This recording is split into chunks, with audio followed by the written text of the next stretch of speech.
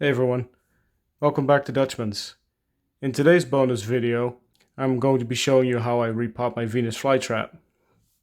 And this is just going to be talking hands, being a bonus video.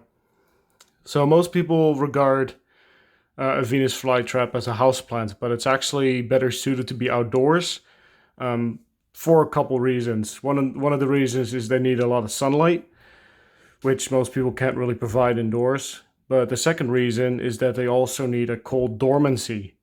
So they actually need to be below 40 degrees Fahrenheit for a certain amount of time, which is about 5 Celsius. And so that actually means that they have to go to sleep for a while and then come back in spring. This is very important, and a lot of carnivorous plants don't need that. But the Venus flytrap, being from originally from the USA, does need that. They're from North Carolina, so it actually gets pretty cold there. So that's just kind of ingrained in them. So I'll be putting them outside, even though I'm potting it up inside right now. So what I've got here is a pot that has a liner on the inside, and on the bottom, it's just a small handful of moss just to keep the substrate in. Okay, and then the substrate that I'm going to be using is coconut coir with a little bit, which is inert, doesn't have any nutrients in it, which is very important. And it has little bits and pieces of sand, but also small quartz pieces, which the quartz isn't important. I would just use sand if I were you, but this is what I had. So I mixed it together,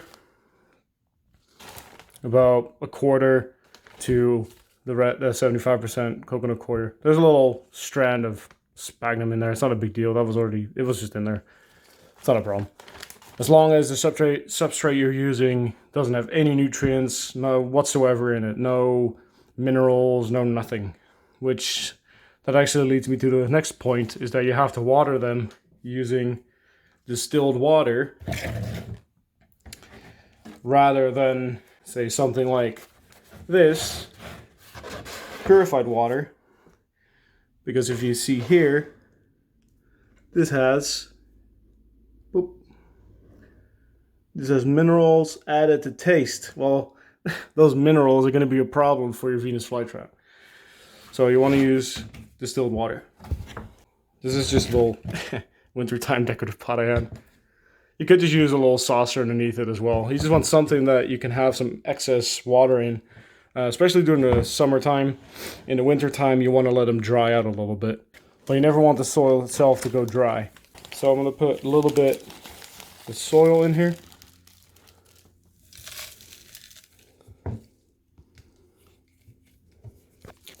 It maybe would only need, in the summertime, about this much water sitting on the bottom of it.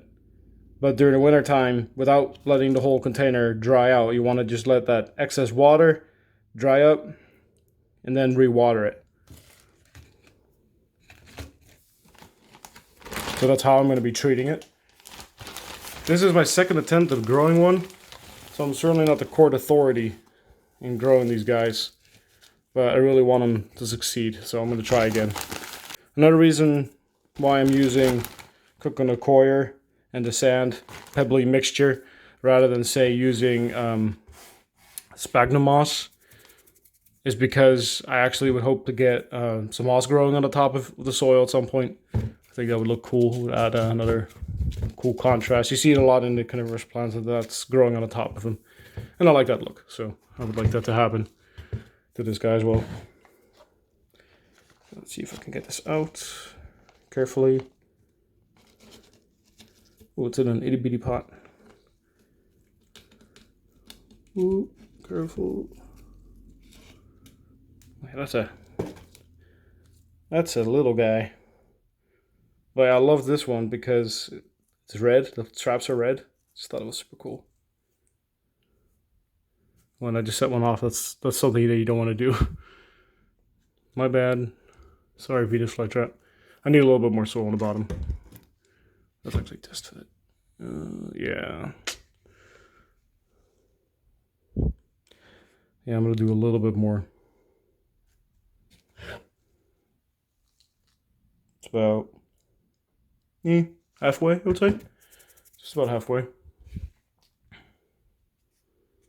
That should do. I'll probably go through and cut the dead traps out once I've got it all potted up. Squeeze, squeeze, squeeze.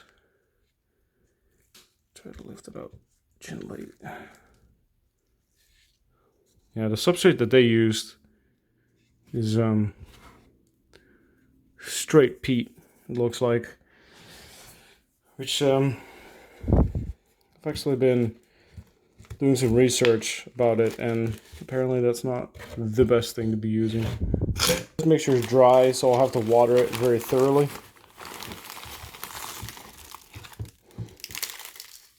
I'm making a mess, but that's alright.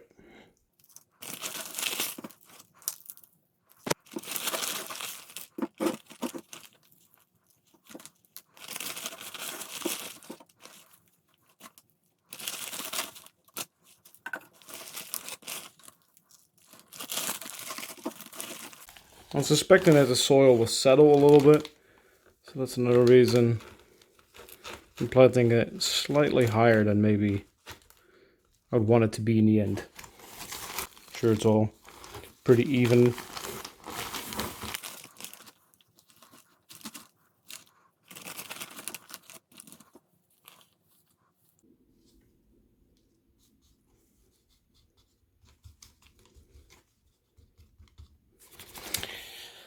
So you can see that I set off a fair number of these traps, like this one, these two. That's bad. Okay, you don't want to do that, because that's just wasted energy. People like to kind of play with it and set them off and everything, but it's not a good thing. So that's pretty much the potting done. So all I really want to do now is just water it in. I'm going to let it water in slowly and set it in the pot here. Ooh, careful, drop it in. There we go.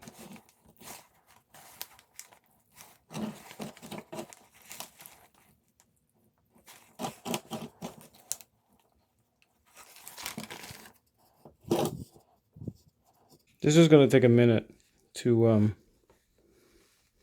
soak up all the water, but that's all right. I'll just keep an eye on it.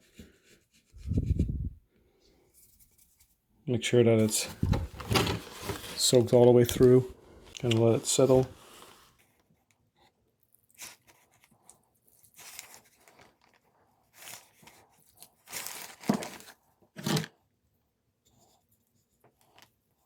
Oh, it is tropical in the plant room. It's 25°C, which is 76 Fahrenheit. And 60% humidity, so I am dripping sweat right now.